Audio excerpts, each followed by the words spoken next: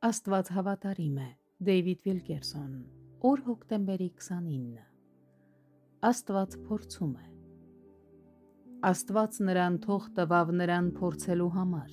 երկրորդ Մնացորդաց 32-րդ գլուխ 31-րդ խոսք։ Մենք այնքան ենք կենտրոնացած Աստծո առաջ մեր արդարությունը ապացուցելու վրա, որ չենք կարողանում պատրաստել մեր սրտերը կյանքի մեծ փորձությունների համար,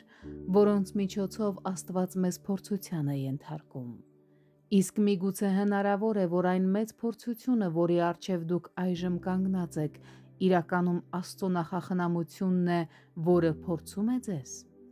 Աստված փորձեց Աբրահամին և ասաց նրան.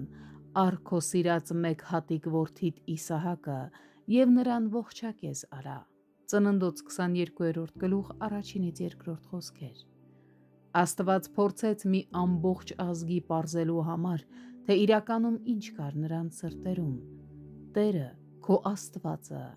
այս 40 տարում քեզ ման ածեց անապատի մեջ, որ քեզ խոնարհեցնե, քեզ փորձելու և սրտիդ միջինը իմանալու համար, թե արդյոք նրա պատվիրանքները կպահես, թե ոչ։ Երկրորդ Օրինաց 8-րդ գլուխ 2-րդ խոսք։ Երկրորդ Մնացորդաց գրքի 32-րդ գլխում 31-րդ խոսքում մենք տեսնում ենք մի զարմանալի բան։ Աստված որոշ ժամանակ լուռ մնաց մեծ թագավորի առջև նրան փորձելու համար։ Աստված հեռացավ նրանից նրան փորձելու, նրա սրտում եղած ամեն ինչ իմանալու համար։ Հաճախ Աստծո գործը արդարությամբ կատարելիս Տիրոջ ծառան իրեն զգում է լքված։ Նա զգում է, որ իր տոկունության սահմաններում փորձության է ենթարկվել և մենակ է մնացել դժոխքի ուժերի դեմ պայքարելու համար։ Աստծո կողմից օրհնված յուրաքանչյուր տղամարդ կամ կին ենթարկվել է նմանատիպ փորձության։ Անհույս պայքար եք մղում անկանխատեսելի թշնամու դեմ։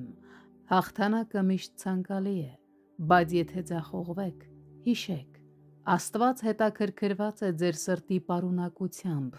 նրա փափագը ձեր հավատարմությունն է նրա հանդեպ, չնայած ձեր ձախողմանը։ Տեր Հիսուսը խոստացել է երբեք չլքել մեզ, բայց Սուրբ Գիրքը բացահայտում է, որ կան պահեր, երբ Հայրը երբեմն հեռացնում է իր ներկայությունը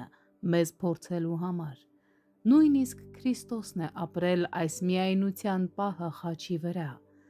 Հենց այդպիսի պահերին է, որ մեր օրհնյալ Փրկիչը ամենից կարեկիցն է մեր թուլության հանդեպ և շշնջում է. «Ես աղաչեցի քեզ համար, որ քո հավատքը չպակասի»։ Ղուկաս 22-րդ գլուխ 32-րդ